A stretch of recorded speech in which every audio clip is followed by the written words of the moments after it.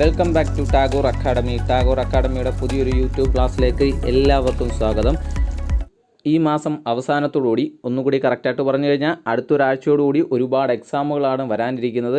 ആ വരാനിരിക്കുന്ന എക്സാമുകൾക്കെല്ലാം കൂടി നമ്മുടെ മാത്സ് അല്ലെങ്കിൽ അരിത്തമാറ്റിക് എന്ന ടോപ്പിക്കിൽ നിന്നും ചോദിക്കാൻ ചാൻസ് ഉള്ളതും ചോദിച്ചിട്ടുള്ളതുമായ കുറേ മോഡലുകൾ ഉൾപ്പെടുത്തിക്കൊണ്ട് നമ്മൾ പുതിയൊരു സീരീസ് ഇന്നിവിടെ സ്റ്റാർട്ട് ചെയ്യുകയാണ്. സൂപ്പർ 15 എന്ന് പറയുന്ന സീരീസ്.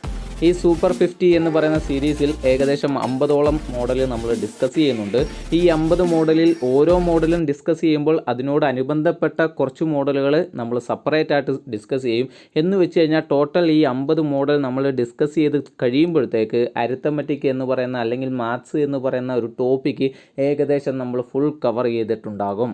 100+ മോഡൽസ് ഇതിനോടകം തന്നെ നമ്മൾ കംപ്ലീറ്റ് ചെയ്യും. എന്ന് വെച്ച് കഴിഞ്ഞാൽ നിങ്ങൾക്ക് പരീക്ഷയ്ക്ക് മുന്നോടിയായിട്ടുള്ളൊരു റിവിഷൻ കൂടിയാണിത്. എല്ലാ ക്വസ്റ്റ്യനും മാത്സിനകത്ത് നിന്ന് വരാൻ ചാൻസ് ഉള്ളതും വന്നിട്ടുള്ളതുമായ ഇനി ചോദിക്കാൻ ചാൻസ് ഉള്ളതും ആയതുകൊണ്ട് എല്ലാ മോഡലും ഉൾപ്പെടുത്തിക്കൊണ്ട് നമ്മൾ ഇന്നിവിടെ സ്റ്റാർട്ട് ചെയ്യുന്നു സൂപ്പർ 15. ഓരോ ക്ലാസ്സിലും ഏകദേശം 5 മോഡൽ നമ്മൾ ഡിസ്കസ് ചെയ്യും. അങ്ങനെ ഒരു 10 ക്ലാസ് കൊണ്ട് നമ്മളിത് കംപ്ലീറ്റ് ചെയ്യും. ഓരോ ദിവസവും രാവിലെയും വൈകിട്ടുമായിട്ടായിരിക്കും ക്ലാസ്സുകൾ അപ്ലോഡ് ചെയ്യുന്നത്. എന്ന് വെച്ചാൽ ഒരു ദിവസം നമ്മൾ 10 മോഡൽ ഡിസ്കസ് ചെയ്യും. 10 മോഡൽ ക്വസ്റ്റ്യൻസ് നമ്മൾ ഡിസ്കസ് ചെയ്യും ഒരു ദിവസം. നിങ്ങൾക്ക് പരീക്ഷയ്ക്ക് മുന്നോടിയായിട്ട് നിങ്ങൾക്ക് പരീക്ഷയ്ക്ക് മുന്നോടി റിവിഷൻ പോലെ ഈ ഒരു ക്ലാസ് കേട്ടിട്ട് നിങ്ങൾക്ക് ധൈര്യമായിട്ട് പരീക്ഷയ്ക്ക് പോയി അറ്റൻഡ് ചെയ്യാം. നമ്മുടെ മാർക്ക് ഓരോ പോയിൻറ്റും ഇമ്പോർട്ടൻ്റ് ആണ്. പോയിൻറ്റിനാണ് നമ്മൾ മാർക്ക് റാങ്ക് ലിസ്റ്റിൽ പിന്തള്ളപ്പെടുന്നത് അല്ലേ. അപ്പോൾ കണക്കിൻ്റെ 10 മാർക്ക് എന്ന് പറഞ്ഞൊരു ചെറിയ മാർക്കല്ല.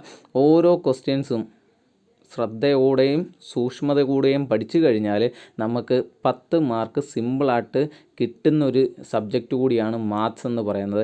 വേറൊരു പ്രത്യേകത എന്ന് പറയുന്ന മാത്സിനകത്തിൽ നമ്മൾ എന്ത് പൊട്ടത്തരം ചെയ്താലും അതിനുള്ള ആൻസർ ആ ഓപ്ഷനിൽ തന്നെ കാണും അല്ലേ. എത്ര തെറ്റ് നമ്മൾ ചെയ്താലും നമുക്ക് കിട്ടുന്ന ആ തെറ്റ് ആൻസർ ഓപ്ഷനിൽ കാണും അല്ലേ.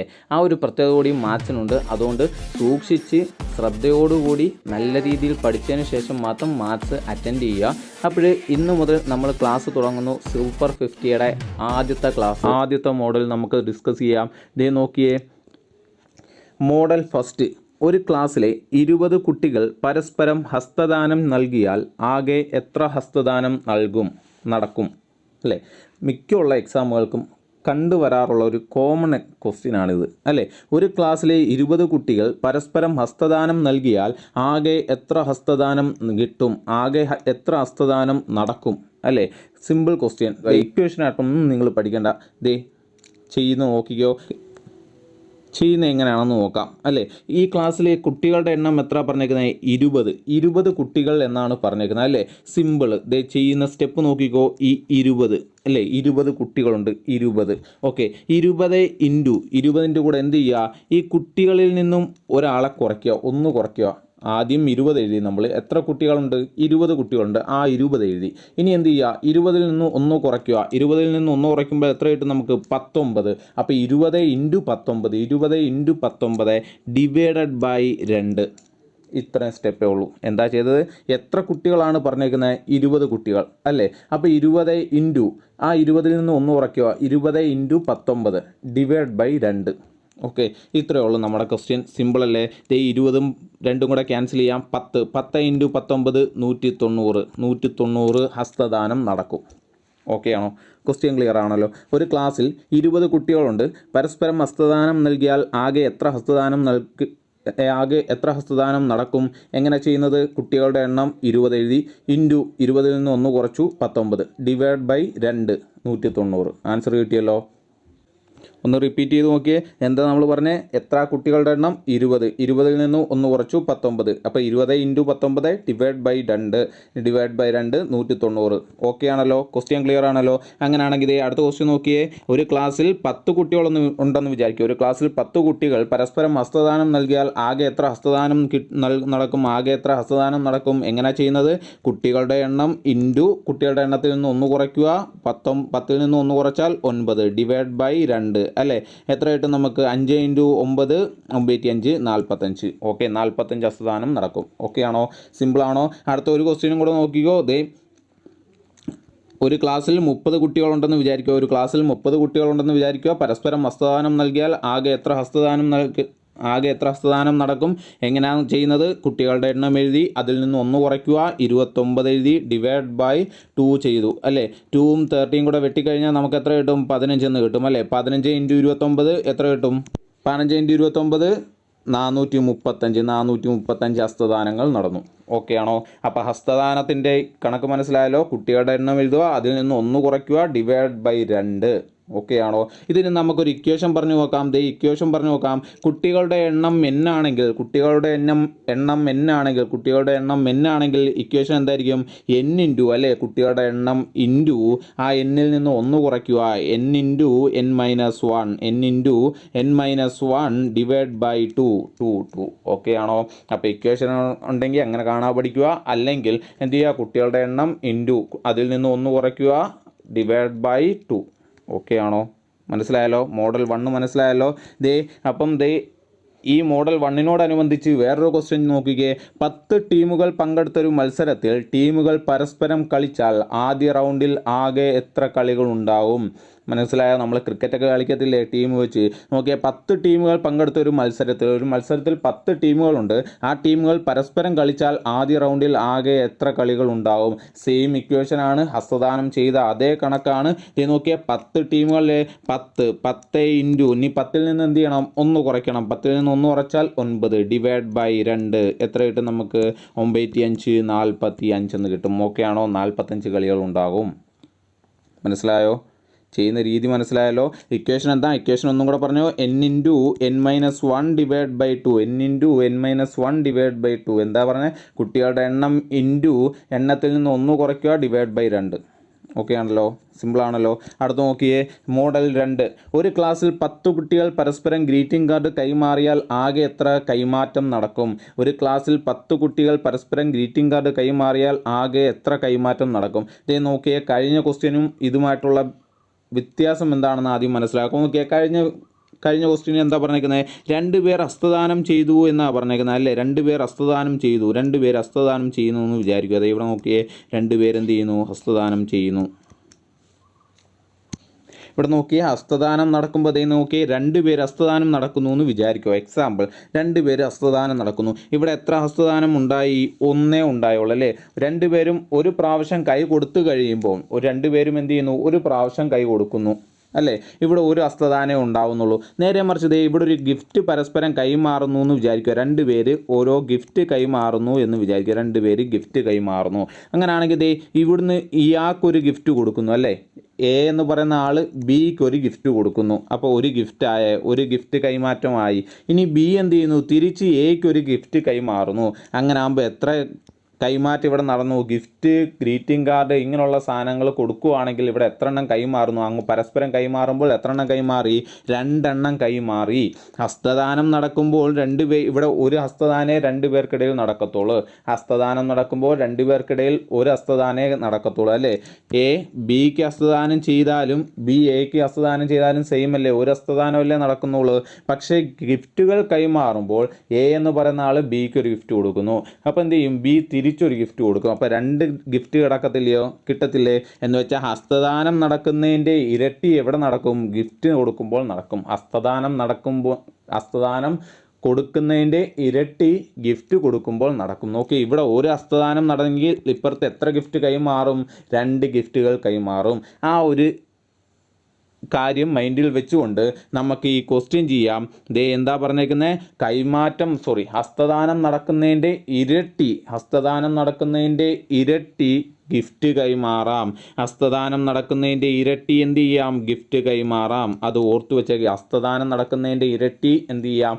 ഗിഫ്റ്റ് കൈമാറാം. അങ്ങനെയാണെങ്കിൽ ഫസ്റ്റ് ഓപ്ഷനിൽ നമ്മൾ മോഡൽ 1 പഠിച്ച ഹസ്തദാനം നടക്കുന്നതിൻ്റെ ഇക്വേഷൻ ഒന്ന് നോക്കിയേ. n into n minus 1 divide by 2 ഒന്നാമത്തെ മോഡലിൽ എന്താ പറഞ്ഞാൽ ഹസ്തദാനം നടക്കുന്നതിൻ്റെ ഇക്വേഷൻ എന്താ പറഞ്ഞാൽ n × n-1/2 ആണെന്ന് പറഞ്ഞു അല്ലേ. അത് നമ്മളിപ്പോൾ പഠിച്ചു. ഹസ്തദാനം നടക്കുന്നതിൻ്റെ ഇരട്ടി എവിടെ നടക്കും? ഗ്രീറ്റിംഗ് കാർഡോ അല്ലെങ്കിൽ ഗിഫ്റ്റൊക്കെ കൈമാറുമ്പോൾ നടക്കും. അങ്ങനെയാണെങ്കിൽ ഇതിൻ്റെ ഇരട്ടി എടുത്താൽ മതിയല്ലോ. ഇതാണ് ഹസ്തദാനം നടക്കുമ്പോഴുള്ള ഇക്വേഷൻ. അതിൻ്റെ ഇരട്ടി എടുത്താൽ മതി അല്ലേ. ഇരട്ടി എടുക്കുമ്പോൾ നോക്കിയേ, ഈ രണ്ടും ക്യാൻസലായിപ്പോയി. എന്താ നമ്മുടെ ഇക്വേഷൻ? ഗിഫ്റ്റ് കൈമാറുമ്പോൾ, ഗ്രീറ്റിംഗ് കാർഡ് കൈമാറുമ്പോൾ നമ്മുടെ ഇക്വേഷൻ എന്താ? n × n-1 എന്നുള്ളതാണ്. n × n-1 എന്നുള്ളതാണ് നമ്മുടെ ഇക്വേഷൻ. അപ്പോൾ സെപ്പറേറ്റ് ഇക്വേഷൻ പഠിക്കേണ്ട, ഒരു ഇക്വേഷൻ പഠിച്ചാൽ മതി. ഹസ്തദാനത്തിൻ്റെ ഇക്വേഷൻ എന്താ? n × n-1/2 ആണ്. ഗ്രീറ്റിംഗ് കാർഡ് ഗിഫ്റ്റ് ഇതൊക്കെ കൊടുക്കുമ്പോൾ എന്ത് നടക്കും? ഹസ്തദാനം നടക്കുന്നതിൻ്റെ ഇരട്ടി നടക്കും. അതായത് × 2 ചെയ്യുമ്പോൾ നമുക്ക് ആൻസർ എന്ത് കിട്ടും? ഇക്വേഷൻ എന്തായിട്ട് മാറും? n × n-1 ആയിട്ട് മാറും. അത് വെച്ച് ഈ കണക്ക് ചെയ്ത് നോക്കിയാൽ ഒരു ക്ലാസ്സിലെ 10 കുട്ടികൾ പരസ്പരം ഗ്രീറ്റിംഗ് കാർഡ് കൈമാറുമ്പോൾ 10 കുട്ടികളാകുമ്പോൾ എന്ത് ചെയ്യണം? 10 × ഇനി 10ൽ നിന്ന് എന്ത് ചെയ്യുക? 1 കുറയ്ക്കുക, 9. 10 × 9 90 ഗിഫ്റ്റുകൾ കൈമാറും. സിമ്പിളാണോ? പറഞ്ഞ മനസ്സിലായോ? ഐഡിയ കിട്ടിയോ? ഐഡിയ കിട്ടിയെങ്കിൽ മാത്രമേ കാണാൻ പഠിക്കാവുള്ളൂ. n × n-1 എന്താണ്? ഹസ്തദാനം നടക്കുന്നതിൻ്റെ ഇരട്ടി എന്താണ്? വരാൻ കാരണം എന്താണെന്ന് മനസ്സിലായല്ലോ. ഹസ്തദാനം 2 പേർക്കിടയിൽ ഒരു ഹസ്തദാനേ നടക്കത്തുള്ളൂ. പക്ഷേ 2 പേർക്കിടയിൽ ഗിഫ്റ്റുകൾ കൈമാറുമ്പോൾ 2 ഗിഫ്റ്റുകൾ കൈമാറും. അതായത് ഹസ്തദാനത്തിൻ്റെ ഇരട്ടി ഗിഫ്റ്റ് കൈമാറുമ്പോൾ നടക്കും. ഓക്കെ, അങ്ങനെ ഐഡിയ വെച്ച് പഠിച്ചോണം. ഹസ്തദാനം നടക്കുമ്പോഴുള്ള ഇക്വേഷൻ എന്താ? n × n-1/2. അതിൻ്റെ ഇരട്ടി എന്ന് പറയുമ്പോൾ എന്ത് ചെയ്യണം? താഴെയുള്ള ഡിനോമിനേറ്ററിലുള്ള ടൂവും കൂടെ ക്യാൻസലായി പോയിട്ട് നമ്മുടെ ഇക്വേഷൻ എന്തായിട്ട് മാറും? n × n-1. ഒന്നും കൂടെ സിമ്പിളായിട്ട് പറഞ്ഞു കഴിഞ്ഞാൽ, ഗിഫ്റ്റുകൾ കൈമാറുമ്പോൾ കുട്ടികളുടെ എണ്ണത്തിൽ നിന്ന് 1 കുറയ്ക്കുക. ഇതായിരിക്കും ഇക്വേഷൻ. ഓക്കെ ആണല്ലോ. അങ്ങനെയാണെങ്കിൽ ഇതേ ക്വസ്റ്റ്യൻ മാറ്റി, ഒരു ക്ലാസ്സിൽ 12 കുട്ടികളുണ്ടെന്ന് വിചാരിക്കുക. ഒരു ക്ലാസ്സിൽ 12 കുട്ടികളുണ്ടെങ്കിൽ പരസ്പരം ഗ്രീറ്റിംഗ് കാർഡുകൾ കൈമാറുന്നെങ്കിൽ ആകെ എത്ര കൈമാറ്റം നടക്കും? എന്താ ഇക്വേഷൻ? n × n-1 അല്ലേ. കുട്ടികളുടെ എണ്ണം 12 ആണെങ്കിൽ 12 × 11 എത്ര ആൻസർ കിട്ടുന്നത് നമുക്ക്? 132 കൈമാറ്റം നടക്കും. ഓക്കെ ആണോ? ക്ലിയർ ആണോ? ക്വസ്റ്റ്യൻ ക്ലിയർ ആണല്ലോ. ഓക്കെ, അങ്ങനെയാണെങ്കിൽ ഒരു ക്വസ്റ്റ്യനും കൂടെ നോക്കിയോ. ഒരു ക്ലാസ്സിൽ 9 കുട്ടികളുണ്ടെങ്കിൽ ഒരു ക്ലാസ്സിൽ 9 കുട്ടികൾ പരസ്പരം സമ്മാനപ്പൊതി കൈമാറുന്നു, ഗിഫ്റ്റുകൾ കൈമാറുന്നുവെങ്കിൽ കൈമാറ്റമാണ് നടക്കുന്നതെങ്കിൽ എത്ര കൈമാറ്റം നടക്കും?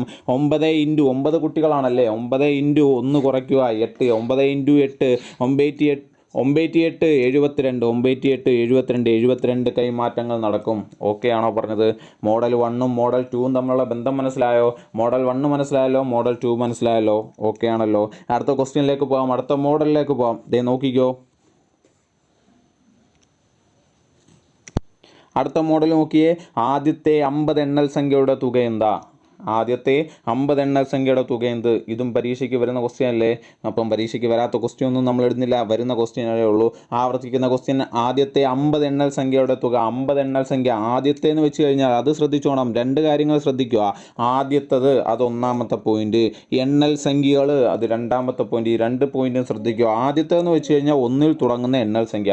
1 മുതൽ 50 വരെയുള്ള എണ്ണൽ സംഖ്യയുടെ തുക എന്ത്? 1 മുതൽ 50 വരെയുള്ള എണ്ണൽ സംഖ്യയുടെ തുക എന്ത്? എന്താ തുക കാണാനുള്ള ഇക്വേഷൻ? എണ്ണൽ സംഖ്യയുടെ തുക കാണാനുള്ള ഇക്വേഷൻ എന്താ? n × n+1/2. n × n+1/2 തുക കാണാനുള്ള ഇക്വേഷൻ. എണ്ണൽ സംഖ്യകളുടെ 2 കാര്യങ്ങൾ ശ്രദ്ധിക്കാൻ പറഞ്ഞു അല്ലേ. ആദ്യത്തെ എണ്ണൽ സംഖ്യകളുടെ ആദ്യത്തെ n എണ്ണൽ സംഖ്യയുടെ തുക കാണാനുള്ള ഇക്വേഷൻ n × n+1/2. ഒന്നും കൂടെ നമുക്ക് പറഞ്ഞു കഴിഞ്ഞാൽ സ്റ്റെപ്പ് വൈസ് നമ്മൾ പറയുകയാണെങ്കിൽ 50 × 51/2 അല്ലേ. 50 എണ്ണൽ സംഖ്യയുടെ തുകയാണ് കാണേണ്ടത്. അതുകൊണ്ട് 50 × കൂടെ എന്ത് ചെയ്യുക? 1 കൂട്ടുക. 50 × 51/2. 50 × 51/2 ആൻസർ എത്ര കിട്ടി? 1275. ആകെ തുക 1275. ഓക്കെ ആണല്ലോ. അപ്പം 2 കാര്യങ്ങൾ ശ്രദ്ധിക്കുക ക്വസ്റ്റ്യനകത്ത്. ആദ്യത്തെ എണ്ണൽ സംഖ്യകളുടെ തുക കാണാനുള്ള ഇക്വേഷനാണ് ഈ പറഞ്ഞേക്കുന്നത്. എണ്ണൽ സംഖ്യകളുടെ തുക കാണാനുള്ള ഇക്വേഷൻ n × n+1/2. ഓക്കെ ആണോ? അങ്ങനെയാണെങ്കിൽ ഒരു ക്വസ്റ്റ്യൻ. ആദ്യത്തെ 100 എണ്ണൽ സംഖ്യയുടെ തുക കാണാനുള്ള ഇക്വേഷൻ എന്തായിരിക്കും? ആദ്യത്തെ 100 എണ്ണൽ സംഖ്യയുടെ തുകയാണെങ്കിൽ കാണാനെങ്കിൽ എന്ത് ചെയ്യണം നമ്മൾ? 100 × 101. 100 × 101 സോറി, ഇവിടെ ഇൻറ്റു ആണ്. 100 × 101 / 2 അല്ലേ, 100 × 101 / 2 ആൻസർ എത്ര കിട്ടും? 5050 എന്ന് കിട്ടും. 5050 ഓക്കെ ആണോ? അങ്ങനെയാണെങ്കിൽ ആദ്യത്തെ 10 എണ്ണൽ സംഖ്യയുടെ തുകയാണെങ്കിലോ, ആദ്യത്തെ 10 എണ്ണൽ സംഖ്യയുടെ തുകയാണെങ്കിൽ എന്ത് കിട്ടും? 10 × 11 / 2 അല്ലേ, 10 × 11 / 2, 10 × തൊട്ടടുത്ത നമ്പർ 11 / 2 ഓക്കെ ആണോ? ആൻസർ എത്ര കിട്ടും? 55 എന്ന് കിട്ടും. ഓക്കെ ആണോ? ക്ലിയർ ആയോ? അപ്പോൾ ആദ്യത്തെ എണ്ണൽ സംഖ്യയുടെ തുക കാണാനുള്ള ഇക്വേഷൻ n × n+1 / 2. ഒന്നും കൂടെ സിമ്പിളായിട്ട് പറഞ്ഞു കഴിഞ്ഞാൽ ഏത് എണ്ണൽ സംഖ്യയാണ്, ഇപ്പോൾ 50 എണ്ണൽ സംഖ്യകളാണ് തരുന്നതെങ്കിൽ 50 × തൊട്ടടുത്ത നമ്പർ ഏതാ? 51 അല്ലേ, 50 × 51 / 2 ഓക്കെ ആണല്ലോ? പറഞ്ഞാൽ മനസ്സിലായല്ലോ. അപ്പം ദേ n × n+1 / 2 ഒന്ന് റിവേഴ്സ് ചെയ്തു പോയാൽ ആദ്യത്തെ മോഡലിനകത്ത് പഠിച്ച ഇക്വേഷൻ എന്തുവാ? തിരിഞ്ഞു പോരുത്. അതിനു വേണ്ടിയാണ് പറയുന്നത്. ആലോചിക്കരുത്, ഹസ്തദാനം നടക്കുമ്പോഴുള്ള ഇക്വേഷൻ അല്ലേ ഇതെന്ന് ആലോചിക്കരുത്. ഹസ്തദാനം നടക്കുമ്പോഴുള്ള ഇക്വേഷൻ എന്തായിരുന്നു? n × n-1 ആയിരുന്നു. n × n-1 / 2 ആയിരുന്നു ഹസ്തദാനത്തിൻ്റെ ഇക്വേഷൻ. n × n-1 / 2 ആയിരുന്നു അല്ലേ. 20 ഹസ്തദാനം നടന്നെങ്കിൽ 20 × 19 / 2 ആയിരുന്നു അല്ലേ, 20 × 19 / 2 ആയിരുന്നു. ഇവിടെ n × n+1 / 2 ആണ്. തിരിഞ്ഞു പോകരുത്, ശ്രദ്ധിച്ച് പഠിക്കുക. രണ്ട് ഇക്വേഷനും സെയിം ആണെന്നുള്ള രീതിയിൽ പഠിക്കരുത്, രണ്ടും രണ്ട് ഇക്വേഷനാണ്. ഓക്കെ ആണല്ലോ? ഓക്കെ, ഇതിനോടനുബന്ധിച്ച് കുറച്ച് ക്വസ്റ്റ്യനും കൂടെ ഞാൻ പറഞ്ഞുതരാം. ആദ്യത്തെ എണ്ണൽ സംഖ്യയുടെ തുക കാണാനുള്ള പഠിച്ചല്ലോ, ആദ്യത്തെ 50 എണ്ണൽ സംഖ്യയുടെ തുക കാണാനുള്ള ക്വസ്റ്റ്യൻ പഠിച്ചല്ലോ. അങ്ങനെയാണെങ്കിൽ ക്വസ്റ്റ്യൻ ഞാൻ മാറ്റുന്നു. നോക്കിക്കേ, ആദ്യത്തെ 50 ഇരട്ട സംഖ്യകളുടെ തുക. അപ്പോൾ എണ്ണൽ സംഖ്യകൾ കഴിഞ്ഞു, എണ്ണൽ സംഖ്യകൾ പഠിച്ചു. അടുത്ത 50 ഇരട്ട സംഖ്യകളുടെ തുക എന്ത്? 50 ഇരട്ട സംഖ്യയുടെ തുക എന്ത്? സിമ്പിളായിട്ടൊരു കാര്യം പറഞ്ഞുതരാം. നമ്മൾ എണ്ണൽ സംഖ്യയുടെ തുക കാണാനുള്ള ഇക്വേഷൻ എന്താ? എണ്ണൽ സംഖ്യയുടെ തുക കാണാനുള്ള ഇക്വേഷൻ n × n+1 / 2 ആയിരുന്നു അല്ലേ, n × n+1 / 2 ആയിരുന്നു ഏത്? എണ്ണൽ സംഖ്യയുടെ തുക കാണാനുള്ള ഇക്വേഷൻ. ഇപ്പം ആ ഇക്വേഷൻ നമ്മൾ ഇങ്ങോട്ട് കടമെടുക്കുന്നു. ഒരു ഇക്വേഷൻ പഠിച്ചാൽ മതി, ബാക്കി ഇക്വേഷൻ ഉണ്ടാക്കുന്ന രീതി ഞാൻ പറഞ്ഞുതരാം. ഒരു ഇക്വേഷൻ എടുക്കുക, എണ്ണൽ സംഖ്യയുടെ തുക കാണാനുള്ള ഇക്വേഷൻ n × n+1 / 2 ഓക്കെ എടുത്തല്ലോ. ഇനി ഇരട്ട സംഖ്യകളുടെ തുകയല്ലേ കാണേണ്ടത്? ഇരട്ട സംഖ്യ എന്ന് വെച്ച് കഴിഞ്ഞാൽ ഈവൻ നമ്പേഴ്സ്. നോക്കി, ഈ ഇക്വേഷനകത്ത് ഈവൻ നമ്പർ ഏതാ? ഈ ഇക്വേഷനകത്ത് ഈവൻ നമ്പർ എന്ന് പറയുന്നത് 2 ആണല്ലേ. ആ ഈവൻ നമ്പർ അങ്ങ് കളയുക, ഈവൻ നമ്പർ അങ്ങ് മായ്ച്ച് കളയുക. എന്താ ഇക്വേഷൻ? n × n+1 എന്ന് മാത്രമായി അല്ലേ, n × n+1 എന്ന് മാത്രമായി. ഇക്വേഷൻ എന്തായി മാറി? n × n+1 എന്ന് മാത്രമായി. ഇതാണ് ഇരട്ട സംഖ്യയുടെ തുക കാണാനുള്ള ഇക്വേഷൻ. സിമ്പിളായിട്ട് മനസ്സിലായല്ലോ. എണ്ണൽ സംഖ്യയുടെ തുക കാണാനുള്ള ഇക്വേഷൻ നമുക്കറിയാം, n × n+1 / 2. അതിൽ നിന്നും ഇരട്ട സംഖ്യകളാണ് ചോദിക്കുന്നതെങ്കിൽ എന്ത് ചെയ്യുക? ഇതിനകത്തിലെ ഈ ഇക്വേഷനകത്തിലെ ഈവൻ നമ്പറായ ഈ 2നെ ഞാനങ്ങ് ക്യാൻസൽ ചെയ്ത് കളയുന്നു. 2നെ ക്യാൻസൽ ചെയ്ത് കളഞ്ഞപ്പോൾ എനിക്ക് ഇരട്ട സംഖ്യകൾ കണ്ടുപിടിക്കാനുള്ള ഇക്വേഷൻ കിട്ടി. ഓക്കെ ആണോ? ഓക്കെ, അപ്പം ഇത് എണ്ണൽ സംഖ്യയുടെ ഇക്വേഷൻ. അതിൽ നിന്ന് നമ്മൾ എന്ത് ചെയ്തു? ഇരട്ട സംഖ്യയുടെ ഇക്വേഷൻ കാണാൻ വേണ്ടി 2നെ അങ്ങ് ക്യാൻസൽ ചെയ്ത് കളഞ്ഞപ്പോൾ നമുക്ക് ഇരട്ട സംഖ്യയുടെ ഇക്വേഷൻ കിട്ടി. ഓക്കെ, ഇനി ഈ ഇരട്ട സംഖ്യയുടെ ഇക്വേഷനിൽ നിന്നും ഞാൻ 50 ഒറ്റ സംഖ്യയുടെ തുകയായിരുന്നു നമ്മുടെ ക്വസ്റ്റ്യൻ എങ്കിൽ, ക്വസ്റ്റ്യൻ ഇങ്ങനെ മാറിയെന്ന് വിചാരിക്കുക. 50 ഒറ്റ സംഖ്യയുടെ തുക, 50 ഒറ്റ സംഖ്യയുടെ തുകയായിട്ട് മാറി ക്വസ്റ്റ്യൻ. അങ്ങനെയാണെങ്കിൽ ഞാൻ എന്ത് ചെയ്യുമെന്നറിയോ? ഈ ഇരട്ട സംഖ്യയുടെ ഇക്വേഷൻ ഇപ്പം നമ്മൾ കണ്ടുപിടിച്ച് വെച്ചിട്ടുണ്ടല്ലോ. ഈ ഇരട്ട സംഖ്യയുടെ ഇക്വേഷൻ ഒന്ന് നോക്കിയേ. ഇതിനകത്ത് ഒറ്റ സംഖ്യകൾ വല്ലതും ഉണ്ടോ? ഈ എഴുതിയേക്കുന്ന ഇക്വേഷനകത്ത് ഒറ്റ സംഖ്യകൾ വല്ലതും ഉണ്ടോ? ഉണ്ട്. 1 എന്ന് പറഞ്ഞൊരു ഒറ്റ സംഖ്യ അടപ്പമുണ്ടല്ലേ, ആ 1 അങ്ങ് ക്യാൻസൽ ചെയ്ത് കളയാം, ആ 1 അങ്ങ് വായിച്ച് കളയാം. എവിടെ നോക്കിയേ? n × n+1 എന്ന് പറഞ്ഞാണ് ഇപ്പം നമുക്ക് ഇരട്ട സംഖ്യയുടെ ഇക്വേഷൻ കിടക്കുന്നത് അല്ലേ. അതിനകത്തിൽ ഒറ്റ സംഖ്യ വല്ലതും ഉണ്ടോ? ഒറ്റ സംഖ്യ ഉണ്ട്, 1. ആ 1 ഞാനങ്ങ് മായ്ച്ച് കളയുന്നു, 1 മായ്ച്ച് കളഞ്ഞു. ഇപ്പം എന്ത് മാത്രമായി? n × n എന്ന് മാത്രമായി. n × n² അതായത് ഒറ്റ സംഖ്യയുടെ തുകയാണ് കാണാൻ ചോദിക്കുന്നതെങ്കിലുള്ള ഇക്വേഷൻ എന്താണ്? n². സിമ്പിൾ അല്ലേ? പറഞ്ഞാൽ മനസ്സിലായോ? ഒരു ഇക്വേഷനിൽ നിന്നും ബാക്കി രണ്ട് ഇക്വേഷൻ കണ്ടുപിടിക്കുന്ന രീതി മനസ്സിലായോ? 50 എണ്ണൽ സംഖ്യയുടെ തുക കണ്ടുപിടിക്കാനുള്ള ഇക്വേഷൻ പഠിച്ചു കഴിഞ്ഞാൽ ബാക്കി രണ്ട് ഇക്വേഷൻ ഫ്രീ. 50 എണ്ണൽ സംഖ്യയുടെ ഇക്വേഷൻ കാണാനുള്ള ഇക്വേഷൻ, 50 എണ്ണൽ സംഖ്യയുടെ തുക കാണാനുള്ള ഇക്വേഷൻ n × n+1/2 ആണ്. അത് ഇരട്ട സംഖ്യയിലേക്കാവുമ്പോൾ എന്ത് ചെയ്യണം? ഇക്വേഷനകത്തിലെ ഇരട്ട സംഖ്യയെ മായ്ച്ച് കളയുക. 2നെ മായ്ച്ച് കളഞ്ഞു, എന്തായി? n × n+1 എന്നായി.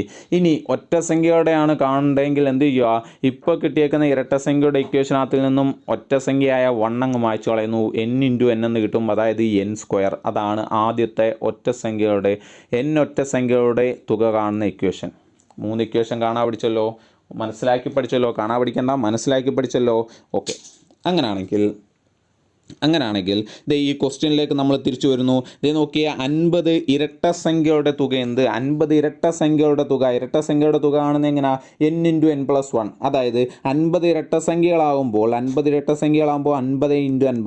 51 സിമ്പിൾ. 50 × 51 എത്ര കിട്ടും? 2550. ഓക്കെ ആണോ?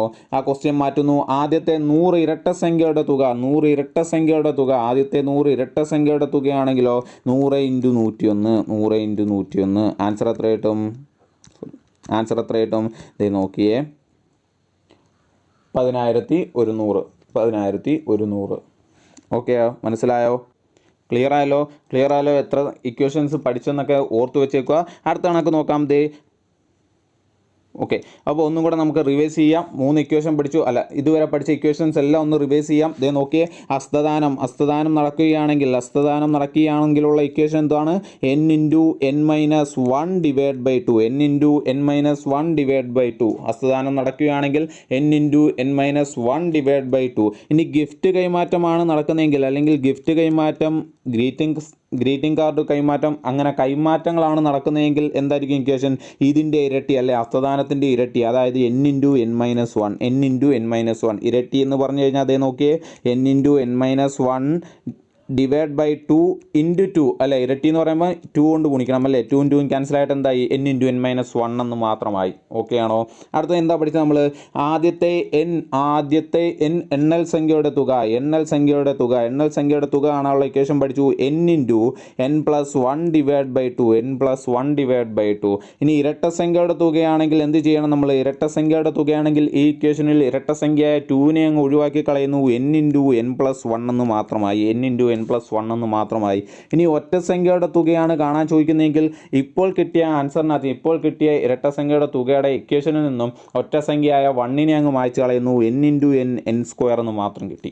ഓക്കെ, ഇതുവരെ പഠിച്ച ഇക്വേഷൻസ് എല്ലാം ഒന്ന് റിവൈസ് ചെയ്തല്ലോ. ഓക്കെ ആണല്ലോ? ക്ലിയർ ആണല്ലോ? അടുത്തത് ലാസ്റ്റ് മോഡലിലേക്ക് പോകാം. ലാസ്റ്റ് മോഡൽ നോക്കിക്കോ, 5ാമത്തെ മോഡൽ, അല്ലേ? ഈ ക്വസ്റ്റ്യന് മുമ്പ് ഞാൻ ഒരു ക്വസ്റ്റ്യൻ പറയുന്നു. 5 വശങ്ങളുള്ള ഒരു ബഹുഭുജത്തിൽ എത്ര വികർണങ്ങൾ വരയ്ക്കാനാകും?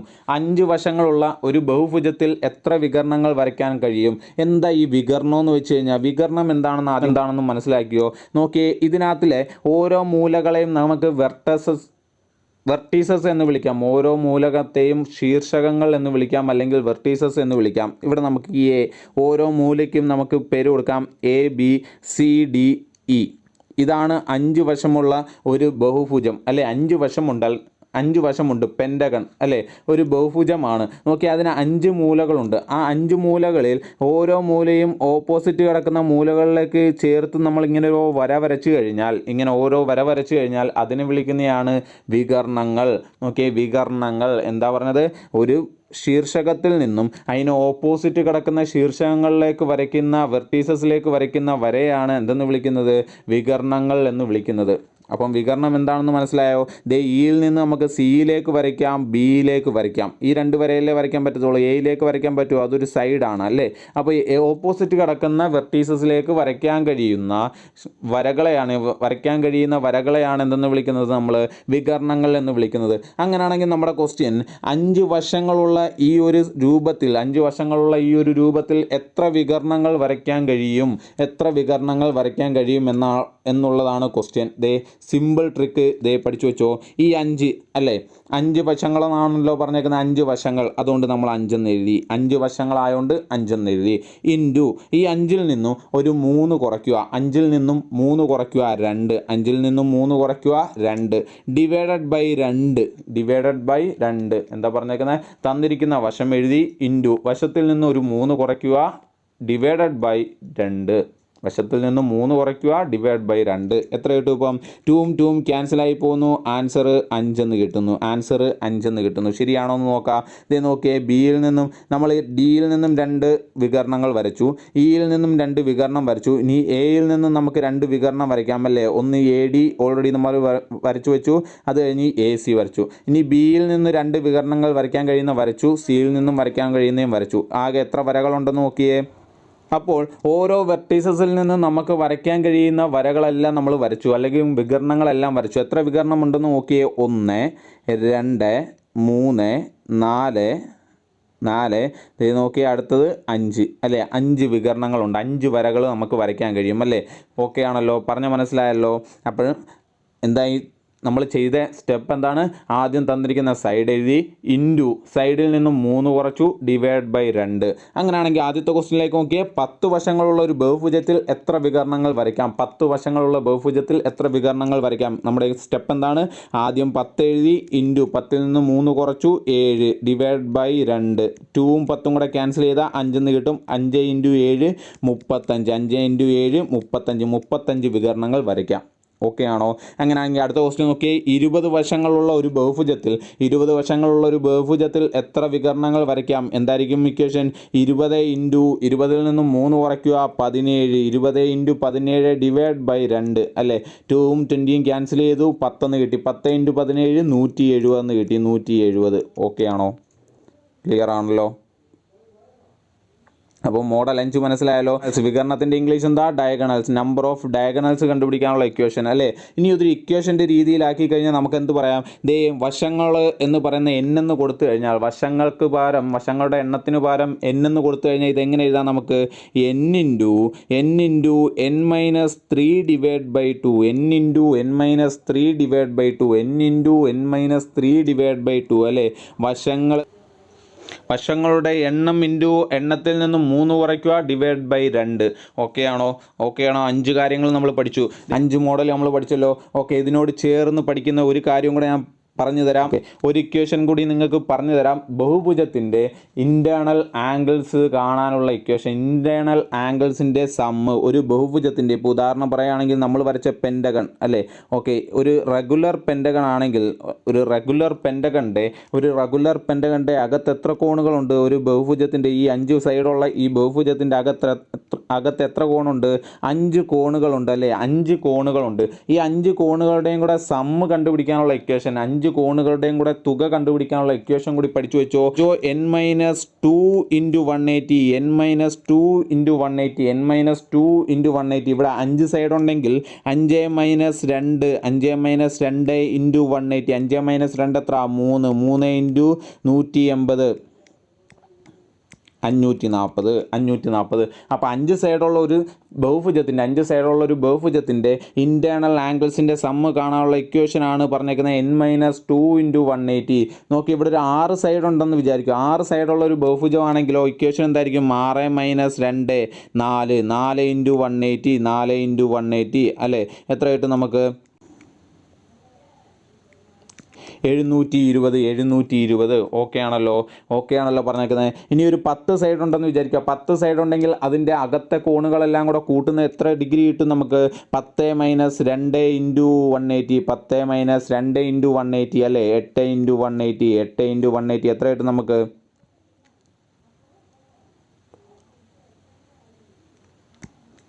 ഓക്കെ, 1440 എന്ന് കിട്ടും.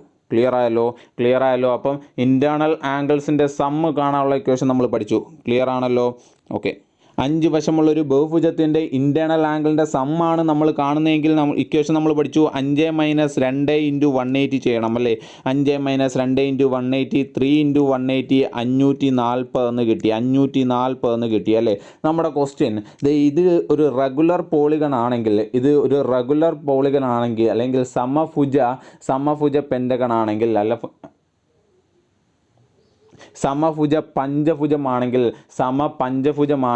സമപഞ്ചഭുജം അല്ലെങ്കിൽ റെഗുലർ പെൻറ്റഗൺ എന്ന് പറഞ്ഞു കഴിഞ്ഞാലുള്ള പ്രത്യേകത എന്താ?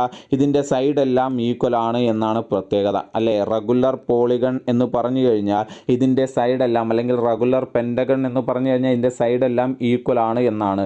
അതുമാത്രമല്ല ഇതിനകത്തിലെ എല്ലാ ആംഗിൾസും ഈക്വൽ ആണ് എന്നാണ് അർത്ഥം. എല്ലാ ആംഗിൾസും എന്താണ്? ഈക്വൽ ആണ്. അങ്ങനെയാണെങ്കിൽ ഇതിലെ ഒരു ആംഗിൾ ചോദിച്ചു കഴിഞ്ഞാൽ എന്ത് ചെയ്യണം? ഒരു ആംഗിൾ കാണാൻ ചോദിച്ചാൽ എന്ത് ചെയ്യണം? ഓക്കെ, റെഗുലർ പെൻറ്റഗൺ ആണ് എന്ന് പറഞ്ഞു കഴിഞ്ഞാൽ അതിലെ ഒരു ആംഗിൾ കാണാൻ പറഞ്ഞാൽ എന്ത് ചെയ്യണം? ഒരു ആംഗിൾ കിട്ടിക്കഴിഞ്ഞാൽ നമുക്കറിയാം എല്ലാ ആംഗിളും സെയിം ആണ്. അങ്ങനെ ഒരു ആംഗിൾ കിട്ടാൻ എന്ത് ചെയ്യണം? ഇത് നോക്കിയേ, സമ്മ് കണ്ടുപിടിക്കുന്ന രീതി നമ്മൾ പഠിച്ചു അല്ലേ. എന്താ സമ്മ് കണ്ടുപിടിക്കാനുള്ള ഇക്വേഷൻ? n-2 × 180. ഇത് ചെയ്യുമ്പോൾ 5 ആംഗിളും കൂടെ കൂട്ടുന്നത് നമുക്ക് കിട്ടും അല്ലേ. റെഗുലർ പോളിഗൺ ആണെങ്കിൽ 5 ആംഗിളും സെയിം ആയിരിക്കും. അപ്പോൾ ഒരു ആംഗിൾ കിട്ടാൻ എന്ത് ചെയ്യണം? ഡിവൈഡഡ് ബൈ n കൊടുക്കണം. Divided by n. Okay, regular polygon ആണെങ്കിൽ എല്ലാ ആംഗിളും സെയിം ആയിരിക്കും. അതുകൊണ്ട് ഡിവൈഡ് ബൈ n ചെയ്താൽ നമുക്ക് ഒരു ആംഗിൾ കിട്ടും. ഡിവൈഡ് ബൈ n ചെയ്താൽ നമുക്ക് ഒരു ആംഗിൾ കിട്ടും. ഒരു ആംഗിൾ എത്രയാണെന്ന് കിട്ടും. ഓക്കെ ആണല്ലോ, പറഞ്ഞ് മനസ്സിലായോ? അപ്പോൾ 2 ഇക്വേഷനാണ് നമ്മൾ പഠിച്ചത്. ഒന്നും കൂടെ പറഞ്ഞു തരാം. 2 ഇക്വേഷനാണ് നമ്മൾ പഠിച്ചത്. ഒന്നെന്ന് പറഞ്ഞു കഴിഞ്ഞാൽ ഒരു പോളിഗൺ, ഓക്കെ, ഒരു പോളിഗണിനകത്തിൽ ഒരു ബഹുഭുജത്തിൽ ഒരു പോളിഗണിനകത്തിൽ ആകെ ആന്തരിക കോണുകളുടെ സമ്മ് കണ്ടുപിടിക്കാൻ, അല്ലെങ്കിൽ ആകെ ഇൻറ്റേർണൽ കോണുകളുടെ തുക കണ്ടുപിടിക്കാൻ. ഇപ്പോൾ ഉദാഹരണം പറയുകയാണെങ്കിൽ ഒരു ക്വാഡ്രിലാറ്ററലാണെന്ന് വിചാരിക്കുക. ഒരു 4 വശമുള്ള ഒരു ചതുർഭുജമാണെന്ന് വിചാരിക്കുക. ഇതിനകത്ത് എത്ര ആംഗിൾ ഉണ്ട്? ഇതിനകത്ത് 4 ആംഗിൾ ഉണ്ടല്ലേ. ഈ 4 ആംഗിളും കൂടെ കൂട്ടിയാൽ എത്ര കിട്ടും എന്നറിയാൻ നമ്മൾ എന്ത് ചെയ്യണം? ഇക്വേഷൻ എന്താ? n-2 × 180. n-2 × 180 ആണ്. അതായത് എന്നിൻ്റെ അവിടെ ഇപ്പോൾ 4 കൊടുക്കുകയാണെങ്കിൽ 4 എന്ന് പറയുന്ന സൈഡുകളുടെ എണ്ണമാണ്. 4 - 2 അല്ലേ. 4 - 2 2 × 180 360 എന്ന് കിട്ടും അല്ലേ. ഇതിനകത്തിലെ എല്ലാ ആംഗിളും കൂടെ കൂട്ടുന്നത്, 4 ആംഗിളും കൂടെ കൂട്ടുന്നത് 360 ആണ്. ഇനി നമ്മുടെ അടുത്ത് പറയുകയാണ് ഇതൊരു റെഗുലർ പോളിഗൺ ആണ്. റെഗുലർ പോളിഗൺ എന്ന് വെച്ച് കഴിഞ്ഞാലുള്ള പ്രത്യേകത എന്താ? റെഗുലർ പോളിഗൺ എന്ന് വെച്ച് കഴിഞ്ഞാലുള്ള പ്രത്യേകത സൈഡെല്ലാം ഈക്വൽ ആണ്, ആംഗിൾസും ഈക്വൽ ആണ്. അങ്ങനെയാണെങ്കിൽ ഒരു ആംഗിൾ എത്രയാണ് എന്ന് ചോദിച്ചു കഴിഞ്ഞാൽ നമ്മൾ എന്ത് ചെയ്യണം? ഡിവൈഡഡ് ബൈ n കൊടുക്കണം. Divided by n. അങ്ങനെയാണെങ്കിൽ 360 ഡിവൈഡ് ബൈ 4. n എന്ന് പറയുന്നത് 4 അല്ലേ.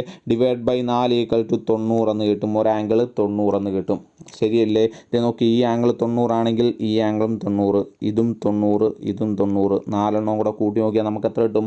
360 കിട്ടും. അപ്പോൾ 2 ഇക്വേഷനാണ് നമ്മൾ പഠിച്ചത്. ഒന്ന് ആംഗിൾസിൻ്റെ എല്ലാം കൂടെ സമ്മാണ് ചോദിക്കുന്നതെങ്കിലുള്ള ഇക്വേഷൻ എന്താ? n-2 × 180. ഇനി ഒരു ആംഗിളാണെന്ന് അതിനകത്ത് ചോദിക്കുന്നതെങ്കിൽ ഡിവൈഡ് ബൈ n ചെയ്യണം. അതെപ്പോൾ? റെഗുലർ ആണെങ്കിൽ മാത്രം, സമഭുജമാണെങ്കിൽ മാത്രം. ഓക്കെ ആണല്ലോ. അപ്പോൾ ആദ്യത്തെ മോഡലിനകത്ത് ഇത്രത്തോളം ക്വസ്റ്റ്യൻസ് നമ്മൾ വർക്കൗട്ട് ചെയ്ത്. ഓക്കെ, അടുത്ത ഒരു വീഡിയോ ആയിട്ട് തൊട്ടടുത്ത ദിവസം തന്നെ വരുന്നതായിരിക്കും.